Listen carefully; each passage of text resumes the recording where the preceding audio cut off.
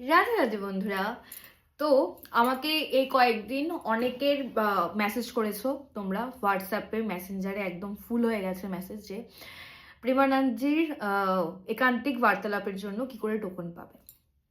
তো এই ভিডিওটা একটু লম্বা হতে চলছে, পুরো ভিডিওটা দেখো। আমি আমার স্টোরিটা শেয়ার করছি যে আমি কিভাবে টোকন পেয়েছি, কি কি হয়েছিল, তো সেভাবে তোমরা বুঝে যাবে। তো আমি প্রথম তো দুভাবে দর্শন করতে পারবে। এক হচ্ছে যেখানে পদযাত্রাটা হয়, প্রেমানন্দ মহারাজজি যেখানে যায়, সেই টাইমটা এখন চেঞ্জ হয়ে গেছে। আগে রাত 2টোর দিকে বেরোতো, এখন সেটা চেঞ্জ হয়ে সকালবেলা বেরোয়। সেটা হচ্ছে সাবরিকুণ্ডে যায়। এবার এখন তো সাবরিকুণ্ডে যাচ্ছে, ঠিক আছে। আমাকে একজন মেসেজ করেছিল, মানে 28 জানুয়ারি যাচ্ছে, তো কি করে কি করবে। তো ওই টাইমে সাবরিকুণ্ডেই যাবে বা অন্য কোথাও যাবে, সেটার ইনফরমেশনের জন্য রাধা কেলিকুঞ্জে গেলে ওখানে কাউন্টার করা আছে। তো সেখানে গিয়ে যে কোনো ইনকোয়ারি ওখানে গিয়ে করলে ওরা জানিয়ে দেয় যে কোন দিন বেরোচ্ছে, কোন দিন বেরোচ্ছে না। প্রত্যেক দিনই যে বেরোয় সেটাও হয় না। শরীর যদি একটু খারাপ থাকে বা কিছু থাকে তাহলে মহারাজজি ডেলি বেরোচ্ছে না, 1-2 দিন স্কিপও করে যায়, ঠিক আছে।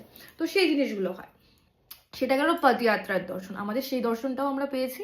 আর আমার স্পেশালি ছিল যে আমি দেখিয়েছিলাম যে আমি হচ্ছে মাফলার মানিয়ে নিয়ে গেছি রাধা মাধবের জন্য। তো সেটা হচ্ছে আমি দেব। আর ওটা যদি কেউ ধরো একান্তিক দর্শন করতে পারছো না, বা তোমরা রাধা কেলিকুঞ্জে রাধা মাধবের জন্য হচ্ছে কিছু গিফট দিতে চাচ্ছ, কিছু বানিয়ে নিয়ে যাচ্ছ, সেটা দিতে যাচ্ছ, সেটাও কিন্তু ওখানে যে ইনকোয়ারি কাউন্টারগুলো থাকে তাদেরকে বললে তারা সেটা জমা নিয়ে নেয়, ঠিক আছে। যদি তোমরা দর্শন করতে না চাও, মানে একান্তিক বার্তালাপ যদি করতে না চাও, তাহলে সেটা হয়ে যাবে। আর এইবার আসি, যারা একান্তিক বার্তালাপে বসতে যাও, যে কোশ্চেন অ্যান্সার হবে, কারো কোনো কোশ্চেন আছে সেটা মহারাজজিকে কোশ্চেন করতে চাও, সেটা হলে কিরকম ভাবে কি প্রসিডিওর আছে সেটা আমি জানাচ্ছি। সেটার জন্য কিন্তু হাতে 3 দিন রাখতে লাগবে, পুরোপুরি 3 দিন যাবে। কিরকম, আমরা যেরকম, আমি তো স্পেশালি ঘুরতেই বেরিয়েছিলাম, যে যাব ঘুরতে। 30 তারিখে ঘুরতে বেরিয়েছিলাম। আমি ভেবেছিলাম ভোর 4টার থেকে আমি টোকনের জন্য ওয়েট করব। তাহলে আমি জানি যে সকাল 8টার মধ্যে টোকন দেয়, ঠিক আছে। তাহলে আর 4টার থেকে লাইনে দাঁড়ালে 8টার মধ্যে টোকন পেয়ে যাব। বাট না, ওখানে গিয়ে পুরো ভুল ধারণাটাই, মানে পুরোটাই ঘুরে গেল।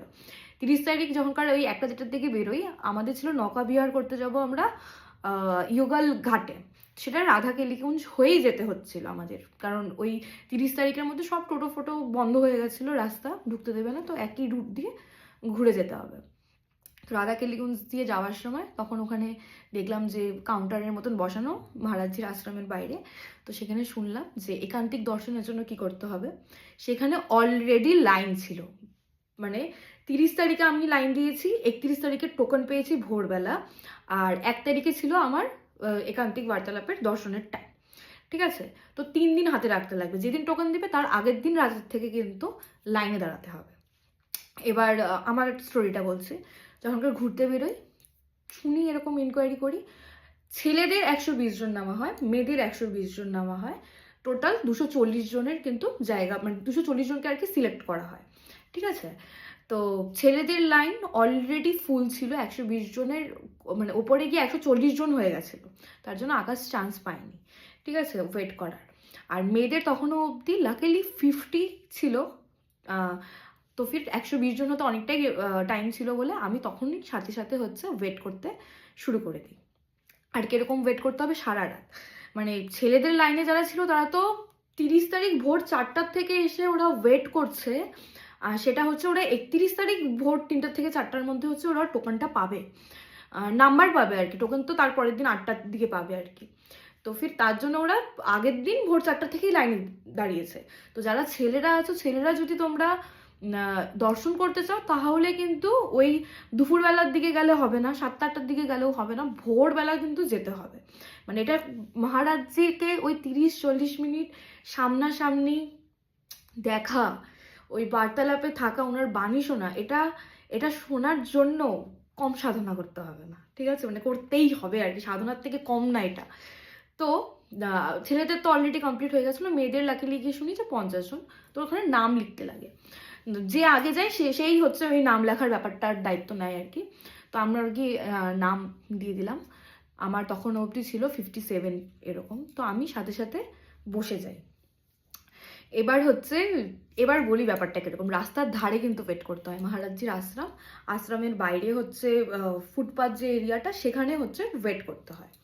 এবার মেয়েরা যে লাইনে অলরেডি ছিল সেই মানে আশ্রমের এই যে আশ্রম, এই পাশে একটা বসার জায়গা আর এই পাশে বসার জায়গা, তো এই সাইডটা পুরোটাই অলরেডি সবাই বসেছিল, তো জায়গা নেই। আমি সরকারি ইনকোয়ারি কাউন্টারে গিয়ে বললাম যে আমি নাম লিখিয়ে নিয়েছি, এবার আমাকে কোথায় গিয়ে মানে বসে ওয়েটটা করতে হবে, কারণ পরের দিন ভোর 4টা, আমি মানে 31 তারিখ ভোর 4টার দিকে হচ্ছে আমি টোকন পাবো, আমি 30 তারিখে গিয়েছিলাম। তো আমাকে বললো যে আশ্রমের যেখান থেকে গেট শেষ হচ্ছে তার পাশে গিয়ে বসতে। এবার রাই লাড্ডু আমার পরীক্ষা কম নেয়নি, শুধু পরীক্ষা নিয়েছে তা না, তার সাথে সাথে আমাকে এত ক্ষমতা দিয়ে দিয়েছে, আমি জাস্ট এখন ভাবতেও পারি না যে আমি কি করে ওই দিন রাতটা পার করলাম, মানে পার করে ফেলছি। এটা তো আমার দ্বারা পসিবল না যদি রাই লাড্ডুর কৃপা না থাকে। শোনো ঘটনাটা কি হয়েছিল, যে ভিডিওটা বড় হচ্ছে, পুরোটা যাদের মানে দরকার তারা শুনে নিও। কি হয়েছিল, আমি বলতেও গিয়েও কেমন আমার লাগছে, মানে ওই টাইমে ফিরে যাচ্ছি। আচ্ছা, যেখানে আমাকে ওয়েট করতে হয় তার পিছনেই ছিল ড্রেন, ওকে, আর সামনে একটা গাড়ি পার্ক করা ছিল, তো জায়গা ছিল মানে যতটুকু জায়গা ছিল সেখানে মোটামুটি 5-6 জন ওয়েট করতে পারবে, বসতে পারবে। তো আমাকে আকাশ একটা প্লাস্টিক কিনে দিল। আচ্ছা, ওখানে কিন্তু সব কিছু পাওয়া যায়, ঠান্ডার টাইমে যারা ওয়েট করবে ওখানেই অলরেডি মানে কম্বল সেল হচ্ছে, তারপরে প্লাস্টিক সেল হচ্ছে, তো এরকম জিনিস, চাদর সেল হচ্ছে, এগুলো জিনিস পাওয়া যায়, ঠিক আছে। তো আমাকে আকাশ একটা প্লাস্টিক কিনে দিল যেটা আমি নিচে বিছায় বসতে পারবো। এবার যেখানে বিছাতে যাবো অবভিয়াসলি রাস্তা, ফুটপাথ, ওখানে পানির পিক ফেলা, মানে কফ তো সবই পড়ে আছে, মানে এরকম একটা ব্যাপার। যাই হোক, ওয়েট করার আর জায়গা নেই, বারবার করে ইনকোয়ারি করতে হচ্ছে আমাকে ওখানেই বসতে হবে। বললো হ্যাঁ ওখানেই বসতে হবে, যখন আশ্রমের গেটটা বন্ধ হয়ে যাবে তারপরে সবাইকে এদিকে ডেকে নেবে। আর তখন অবধি ওই সাইডে আমি ফার্স্ট ছিলাম আর কি। তো আমি প্লাস্টিকটা ওটার মধ্যেই বিছালাম, পেছনেই আমার ড্রেন, ভীষণ বাজে গন্ধ আসছে, কিচ্ছুর উপায় নেই, আমি প্লাস্টিকটা বিছিয়ে জাস্ট বসে গেলাম। তখনই আমি একটা ভিডিও বলছিলাম যে আমি এখন ওয়েট করছি মহারাজজির টোকনের জন্য, তখন 2টা বাজে। বিশ্বাস করবো না, আমি যখনকার ওখানে বসি রাস্তায়, হ্যাঁ দুর্গন্ধ আসছে, আমি কোথায় বসে আছি, নিচে বসে আছি, হ্যান ত্যান কিচ্ছু মাথায় নেই, জাস্ট আমার মনে হচ্ছিল যে আমি বৃন্দাবনের রাস্তায় বসে আছি, যেখানে সমস্ত বড় বড় মুনি ঋষিরা এখানে হচ্ছে তপস্যা করেছে, সবাই এখানে ছিল, আর সেই সব জায়গায় বসে জাস্ট আমি নাম জপ করার সুযোগ পাচ্ছি, আর আমি মহারাজজির সাথে দর্শন করতে পারবো, মানে একটা আলাদাই অনুভূতি। মানে আমার মাথায় এগুলা কিছু চলছে না যে এখানে নোংরা, ওখানে এখান থেকে এই গন্ধ আসছে, আমি ড্রেনের পাশে বসে আছি, কিচ্ছু মাথায় নেই। শুধু একটাই জিনিস, আমি দুপুর 2টার দিকে বসছি, আমাকে রাত 3টা অবধি এখানে সময় কাটাতে হবে, ওয়েট করতে হবে, আর রাত 3টা মানে মনে হচ্ছে খুব তাড়াতাড়ি 3টা চলে আসবে, আর আমি ততক্ষণ নাম জপ করতে থাকবো, আর আমি তারপরে ফাইনালি মহারাজের সাথে দেখা করতে পারবো। আমি একা একাই এত কাঁদছি, এত কাঁদছি, এত কাঁদছি, মানে আমি নিজেকে ধরেই রাখতে পারছি না। আমি আলাদাই জোন ছিল ওটা, মানে বৃন্দাবনের আবহাওয়া মানে আলাদাই আবহাওয়া। যাই হোক, তারপরে হচ্ছে তারপরে পরীক্ষার কথা শোনো, বসে তো আছি, এরপরে পাশেই আমি যেখানে বসছি তার পাশে একটা প্লাস্টিক পড়া ছিল, একটা কুকুর আসলো, এসে খুব সুন্দর সেই প্লাস্টিকটা ভর্তি করে হিসু করে দিয়ে চলে গেল। সেটা হয়তো আমি এই যে এখন যেরকম এখানে বসে আছি, আমার ঠিক এই পেছনেই ড্রেন, এটা তো তাও অনেকটাই, একদম পেছনেই ড্রেন, আর এই পাশটাতে কুকুরটা হিসু করে দিয়ে চলে গেল। মানে কতটা নোংরা ব্যাপারটা হচ্ছে, ঠিক আছে। আমি তখনকার শুধু এটাই ভাবলাম, বৃন্দাবনের কুকুরও কুকুর না, মানে ওরাও মহান কোনো মুনি ঋষির থেকে কম না যে এইভাবে ওখানে বৃন্দাবনে বাস পাচ্ছে ওরা। তাই ভাবলাম যে রাইকে বলছি, ভালোই রাই পরীক্ষা নিচ্ছিস নে, কিন্তু আমাকে এই পরীক্ষায় পাশও তোকেই করাতে লাগবে। আমার জাস্ট কিছু যাই আসলো না, আমি নিজের ধুনেই আছি, জাস্ট চোখ বন্ধ, সমানে চোখ দিয়ে জল ঝরে যাচ্ছে, আর আমি রাধা রাধা করে যাচ্ছি যে সময়টা যাতে পার হয়, মানে রাত 2টা 3টা আসুক, আমি যাতে টোকন পেয়ে যাই। মানে আমি তখনও অবধি জানি না যে আমি টোকন পাবো বলেও, ওয়েট তো করছি, কিন্তু পাবো কি পাবো না তখনও অবধি জানি না। তো এইভাবে আস্তে আস্তে 1-1.5 ঘন্টা পর আরও বাকিরা সবাই আসলো, নাম লিখিয়ে লিখিয়ে 120 জন কমপ্লিট হলো।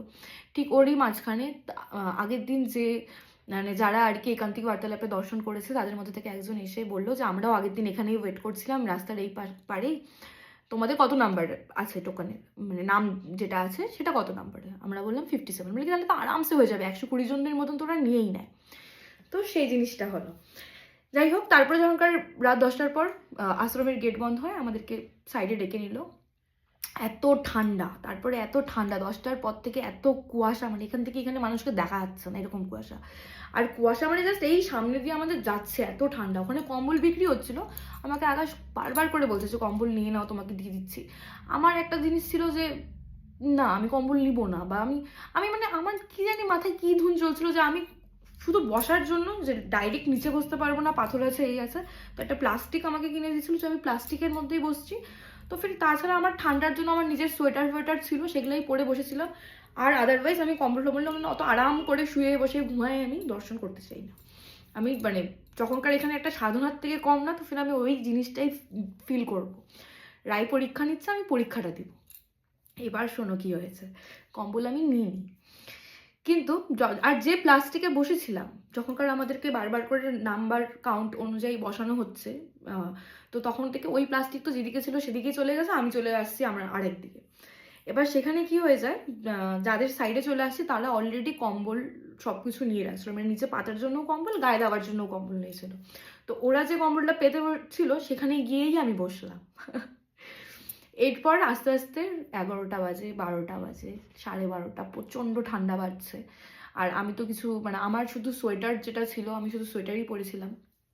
হ্যাঁ, একটা কুর্তি, গরম কুর্তি, আর উপরে সোয়েটার, আর কান ঢাকার জন্য ওই ওড়না দিয়ে আর কি কানটা ঢাকা ছিল, মানে শাল টাইপের ওড়না দিয়ে কানটা ঢাকা ছিল। এতটুকুই ছিল আমার, আর মোজা টোজা এগুলো বাস। ভগবানের কি কৃপা, আমি কারো কাছে কম্বল চাইনি যে আমাকে একটু দাও, আমি একটু গায়ে দেবো, কারণ ওখানে লিটারেলি সবাই ঘুমাচ্ছে। সবাই না, কিছুজন ঘুমাচ্ছে, কিছুজন বসে আছে, কেউ গান করছে, রাধানাম জপ করছে, কেউ কীর্তন করছে, এরকমই হচ্ছিল। তা আমি কারো কাছে কিছু চাইনি। কি হচ্ছে যে আমি পুরো গুটি সুটি খেয়ে এইভাবে বসে আছি, আর যারা কম্বল টম্বল নিয়েছিল তারাই দেখছি যে আমাকে গায়ে কম্বল দিয়ে দিচ্ছে। আরে তোমার ঠান্ডা লাগবে তো, তো মানে আমি তো বাংলায় বলছি, চলো, ওরা হিন্দিতেই বলছিল যে তোমার ঠান্ডা লাগবে, তুমি গায়ে কম্বলটা নাও বলে ওরাই গায়ে কম্বল দিয়ে দিচ্ছে। এবার এটা ঠিক যে ওরা দিয়েছে, তো ফির আমি নিয়েছি, কারণ এমন কুয়াশা আমাদের সামনের দিক দিয়ে এভাবে যাচ্ছে, ও মাই গড, সেই হাড় কাঁপানো ঠান্ডা ওখানে। যাই হোক, আর রাত্রে 1টা বাজে, 1:30টা বাজে এরকম টাইমে। তো ফির ওরা যখন কম্বলটা দিয়েছে আমি নিলাম, মানে কেমন হয়েছে, আমার এই পাশের জন যে ছিল সেও আমার গায়ে কম্বল দিয়ে দিচ্ছে, আরে ঢাকো ঢাকো ঢাকো ঠান্ডা লাগবে। আর আমার এই পাশে যে ছিল সেও কম্বল, মানে আমি ডবল ডবল কম্বলের ভিতরে বসে আছি। তো ফির বেশ গরমে ছিলাম, সারাক্ষণ বসেই ছিলাম। অনেকে আছে যে ঘুমাচ্ছে, আমি ঘুমাইও নি, আমি জাস্ট ওয়েট করে আছি যে কতক্ষণে নাম্বার পাবো। মানে একটা আলাদাই অনুভূতি চলছিল আমার ভিতরে। তো তারপরে হচ্ছে ফাইনালি এই করতে করতে 2টা 2:30, ঠিক 3টা যখন বাজে, 3টা কি 3:15, তখনকার অ্যানাউন্সমেন্ট শুরু হলো যে এখন সবাইকে নাম্বারটা দেওয়া হবে। তো ওই টাইমে ওরা নাম্বারটা কি করে, আমার 57 ছিল, তো সেই মিডিলেও অনেকেই আছে কি নাম লিখিয়ে চলে যায়, মানে 120 জন কমপ্লিট হয়ে গেল। কিন্তু তারপরেও তোমরা ওয়েট করতে পারো, যদি কোনো সময় গিয়ে দেখো যে 120 জন কমপ্লিট হয়ে গেছে, তারপরেও তোমরা ওয়েট করতে পারো। কারণ অনেকেই আছে শুধু নামটা লেখে, যেহেতু সেই ভোরবেলা, মানে ভোর হোক সকাল হোক, তখন থেকে একদম রাত 3টা অবধি, মানে পরের দিন অবধি ওয়েট করতে হবে, পরের দিন ভোরবেলা অবধি ওয়েট করতে হবে, তার জন্য অনেকেই থাকতে পারে না। তো তারা বাদ চলে গেলে পরের জনরা যারা আছে তারা এন্ট্রি হয়ে যাবে। তো এরকমই আমারও ছিল যে অনেকেই নাম লিখিয়ে গেছে, বাট ওয়েট করেনি বা ওয়েট করতে পারেনি। তো আমারও নাম্বারটা অনেকটা আগিয়ে যায়, আমার কাছে টোকনটা এখনও আছে, 55 কি 54 এরকম কিছু হয়ে যায়। যাই হোক, তো আমার হাতের মধ্যে, সবার হাতের মধ্যে ওই ভোর রাতে হচ্ছে শুধু মার্কার দিয়ে নাম্বারটা লিখে দেয়, আর বলে যে পরের দিন সকাল 8টার দিকে মেন টোকনটা নিতে। ওই নাম্বারটার কোনো ভ্যালু নেই, ওটা জাস্ট একটা নাম্বার লিখে দিল যে এই নাম্বারটা, হাতে যে নাম্বারটা থাকছে সেটা দেখিয়ে আশ্রমের ভিতরে এন্ট্রি হয়ে যাবে, আর তখন হচ্ছে টোকেনটা দিবে। তো এই করতে করতে মোটামুটি 4টা বেজে গেছে। হোটেল আমাদের প্রেম মন্দিরের সামনেই ছিল, ফটাফট হোটেলে যাই, 4:30টার মধ্যে হোটেলে পৌঁছে যাই। যাই হোক, 4:30 থেকে 4:30টার মধ্যে হোটেলে পৌঁছে যাই, গিয়ে একটু ঘুম দিয়ে আবার সকাল 7টার মধ্যে আশ্রমে পৌঁছে যাই, কেলিকুঞ্জে চলে যাই। তারপরে ওখান থেকে টোকেনটা দেওয়া হয়, ওখান থেকে টোকেনটা কালেক্ট করে নিয়ে, আর হ্যাঁ, যখনকার টোকেনটা কালেক্ট করা হয় তখন হচ্ছে মেন কোশ্চেনের ব্যাপারটা আসে।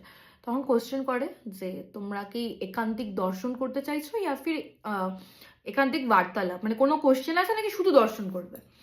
তো আমি বলছিলাম কোশ্চেন আছে, আমার কোশ্চেনটা সিলেক্ট হয়নি। যাই হোক, যে কোশ্চেনটা তোমাদের থাকবে সেটা যদি ওদের মনে হয় যেটা সবাইকে শোনানো যাবে, কারণ 120 ছেলে 120 মেয়ে, মানে টোটাল 240 জন, আর 240 জনের মধ্যে শুধুমাত্র সিলেক্ট হবে 5 থেকে 6টা কোশ্চেন, ঠিক আছে?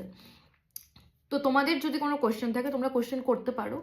হ্যাঁ, যদি সেটা ওদের মনে হয় যে এটা সবার জন্য কাজে দিবে অ্যান্সারটা, তাহলে সেই কোশ্চেনটা সিলেক্ট করবে, যেটা মহারাজজির কাছে কোশ্চেনটা পৌঁছানো হবে, ঠিক আছে? আর যদি সেই কোশ্চেনটা সিলেক্ট না হয়, ওখানে যে সখীরা আছে তারা তোমার মাইন্ডের থেকে তো কোশ্চেনটা ক্লিয়ার করে দেবে। মানে আমার যেরকম দুরকম কোশ্চেনে দুরকম দিক দিয়ে আমি ভটকাচ্ছিলাম, তো সেটা আমাকে ওখানকার সখীরা ক্লিয়ার করে দিয়েছে, ঠিক আছে? আমার কোনো রকম আর মানে এরকম নয় যে আমার কোশ্চেন সিলেক্ট হলো না মানে আমি অ্যান্সার পেলাম না, আমি অ্যান্সারটা পেয়েছি।